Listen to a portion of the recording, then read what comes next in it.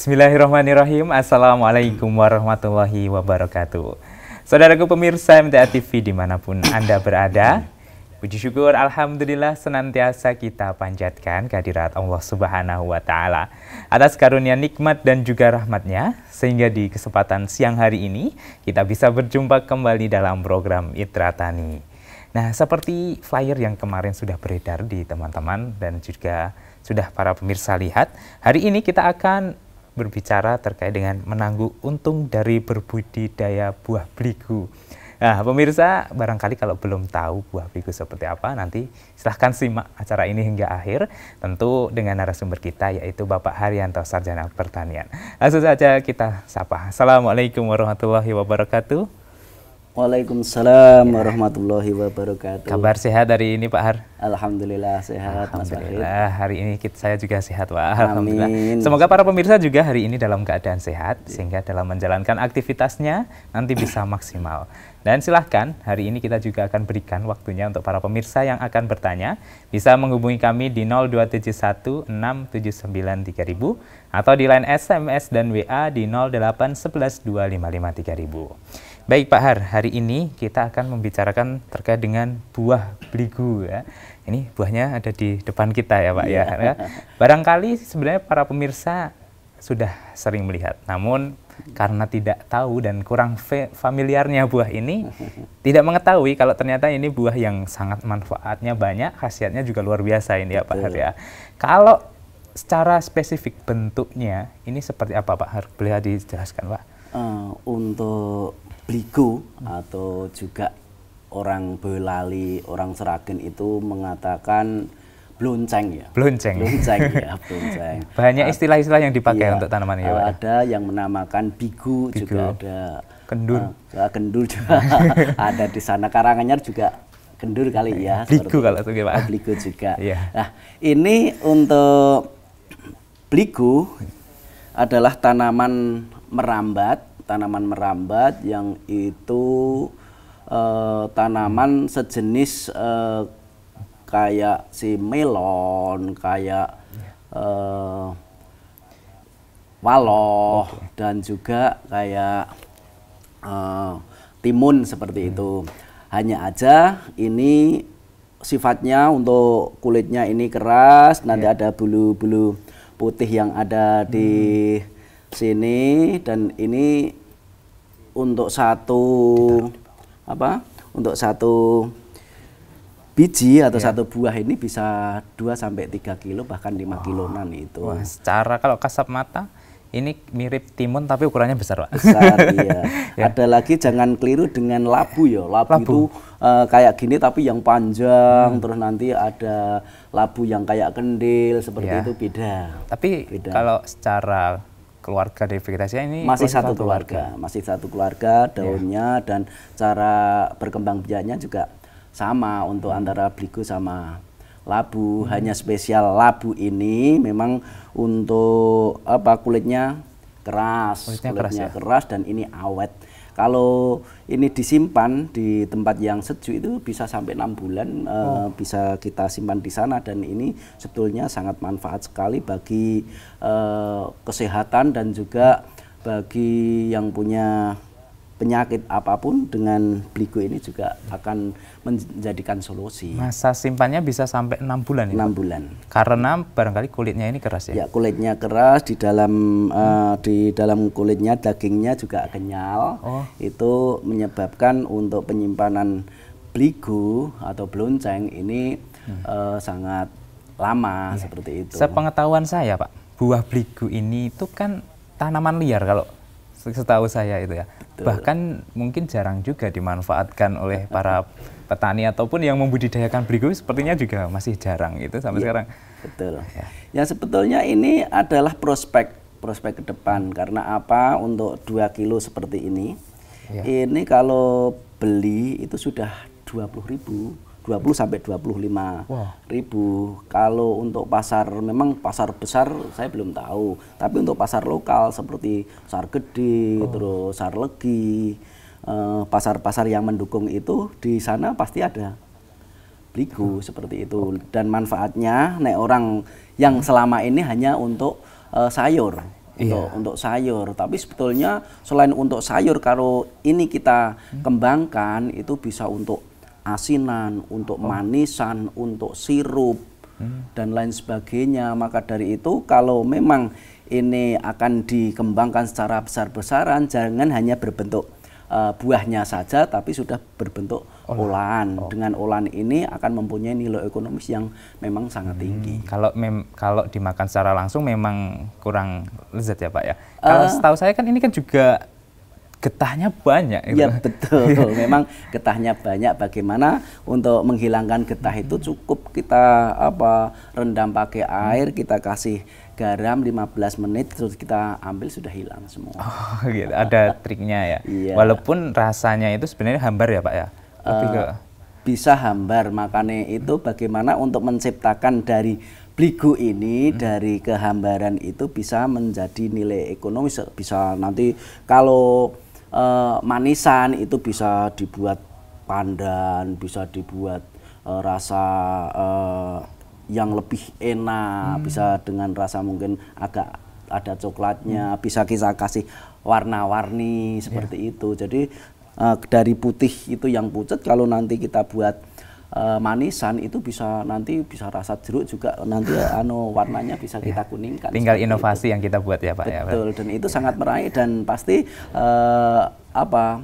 menjadi nilai yang luar biasa. Kalau lihat ini bligo, masa bligo bisa dibuat manisan, bisa dibuat asinan, ya tergantung kita yang mau mengolah seperti apa. Saya itu pernah melihat dan membeli itu Pak, timus yang ada isinya kalau nggak salah ini serbuk-serbuk yang untuk yang bligo ini.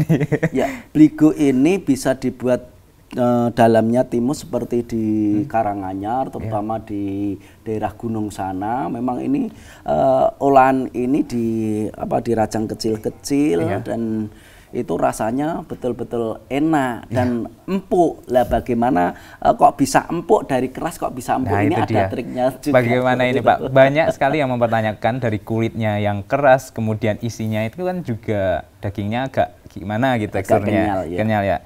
Lantas bagaimana pengolahannya supaya bisa menjadi makanan yang enak dan teksturnya itu cukup lembut seperti itu. Betul.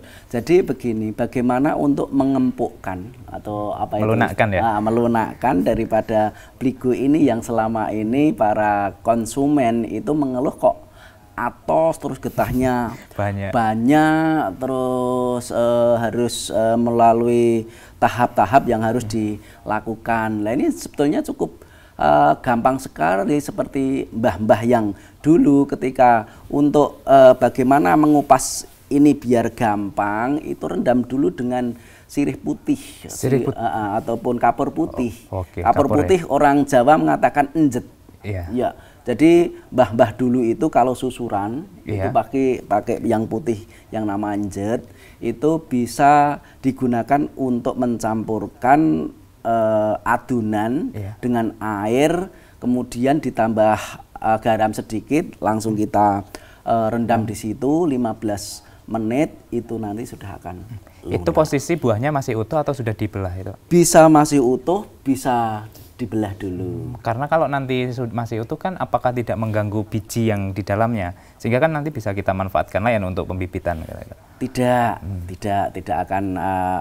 akan mempengaruhi biji yang ada di dalam. Karena kalau kita rendam itu secara hanya di luar saja, ini nanti hanya di sepanjang kulitnya. Setelah kulit ini dikupas, itu nanti akan kita rendam lagi. Kita rendam, kalau tadi 15 menit, untuk perendaman ini bisa 15 menit. Sebelum itu direndam, kita belah dulu, isinya kita ambil. Oke, bisa dengan teknik dibelah dulu ya, tidak masalah ya Pak? Tidak masalah. Tidak mempengaruhi nanti dagingnya ya? Atau bisa juga setelah adonan bligo ini selesai, misalkan kita mau buat sayur ini, berarti kita buat panjang-panjang. Terus misalkan mau kita buat asinan ini, bisa kita buat persegi panjang antara 1/2 senti sampai kali 2 senti. Misalkan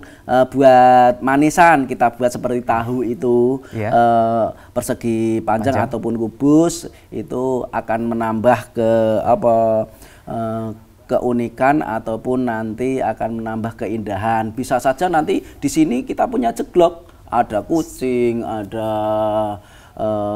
gajah, ada yang lain, itu nanti internet akan jadi seperti itu. Jadi kita makan asinan itu ada berbentuk gajah, ada berbentuk maksudnya cetakan ya Pak? Cetakannya seperti itu. Jadi tidak monoton. Saya kira itu stapler tadi juga.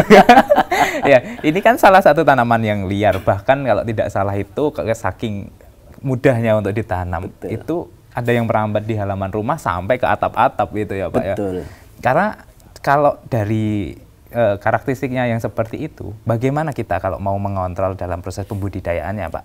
Itu sangat gampang sekali kok, bahkan untuk bligo ini memang betul dikatakan bahwa itu tumbuh di mana-mana. Iya, ketika itu ada tanah subur, ini ada biji yang sudah memang sudah bagus ataupun sudah dewasa ataupun ini sudah matang di situ, itu langsung ditaruh di situ pasti nanti akan berkecambah, kemudian akan adanya nanti pertumbuhannya itu juga akan cepat dan merambat di mana-mana. Tapi kalau memang itu kita budidayakan, kita juga punya aturan. Ada aturan ya, jangan sampai malah nanti kalau di halaman mengganggu, bahkan sampai ke genting-genting itu ada Pak. Saking mudahnya tumbuh ini ya. Ini kalau semisal ini Pak, ya kita mau menanam, lantas adakah tadi kan sih Pak memang mudah ditanam di tanah yang subur tapi apakah memang semua tanah yang di Indonesia ini bisa dikembangkan untuk buah bligo ini? Untuk tanaman di Indonesia itu, untuk bligo itu bisa ditanam dimanapun bisa. Okay. Jadi misalkan ini akan di polybag ataupun di pot ataupun di lahan itu juga bisa. Jadi ini bisa ditanam di mana-mana karena dari prinsipnya yang dari awal ini adalah tanaman liar. Tanaman liar artinya bisa tumbuh di mana-mana. Kalau di situ ada tanah yang subur, terus iklim dan cuaca itu mendukung, pasti akan tumbuh di sana dengan baik itu ya Pak. Jadi kalau para pemirsa dimanapun Anda berada nanti tidak usah khawatir. Insya Allah bligo di daerah manapun, khususnya di Indonesia sangat cocok ya Pak ya. Nah kalau dari segi cuaca, apakah juga nanti akan terpengaruh untuk tanaman ini? Barangkali mungkin kalau kemarau perlu perawatan seperti apa itu Pak, kalau penghujan seperti apa itu? Ya, jadi untuk bicara perawatan itu sudah biasa. Ketika itu musim hujan itu kita harus memberikan drainase dan aerasi yang bagus sehingga tanaman ini nanti akan mudah berkembang, tidak bacek istilahnya. Yang artinya di sana itu banyak air sehingga tanaman ini tidak bisa berkembang yang akhirnya nanti mati. Tapi ketika itu musim kemarau itu akan kita siram. Jadi memang dari awal kalau kita mau menanam labu ini memang harus dari perendaman, terus ada perkecambahan, terus persemaian, di sana nanti ada pemeliharaan dan waktunya panen seperti itu. Mirip dengan tanaman-tanaman labu ya Pak ya. Betul. Namun mungkin malah ini lebih mudah karena ya. Dan apakah juga memiliki semacam penyakit? Karena kan ini kalau kita lihat kulitnya tadi juga luar keras ya. Apa ada hama yang bisa menembus tanaman ini Pak? Banyak sekali untuk tanaman, terutama hama ya. Hama termasuk bajing. Bajing hewan ya berarti tupai ya Pak? Iya, tupai itu mengkerokoti daripada bligo dan juga ulat gerayak kalau istilah di sini. Ulat gerayak juga bisa makan kulitnya walaupun itu keras. Ada juga burung juga mau untuk ini mematuk-matuk seperti itu. Kalau untuk penyakit sih relatif sama. Di sana ada busuk daun, busuk akar, fusarium itu pasti ada. Namun sebetulnya ini tidak seperti tanaman-tanaman hortikultura yang harus memang itu dipelihara yang memang secara intensif. Kalau ini dibiarkan aja, yang penting kita secara organik itu akan lebih kuat dan lebih mudah untuk menanam beligo ini. Oke, ini kan sekarang musimnya musim penghujan ya Pak, banyak hujan yang turun, intensitasnya juga tinggi.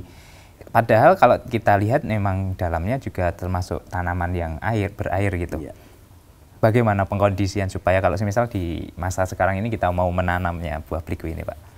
Itu mudah banget ya, mudah banget ketika memang ini ada banyak hujan kok pengen banget nanam beligo. Yang penting tanah itu jangan di bawah air, yang artinya kita membuat gulutan ataupun gundukan-gundukan yang ada di sana biar si air itu bisa lewat seperti itu, dan keuntungan di musim hujan nanti tidak akan menyiram lagi.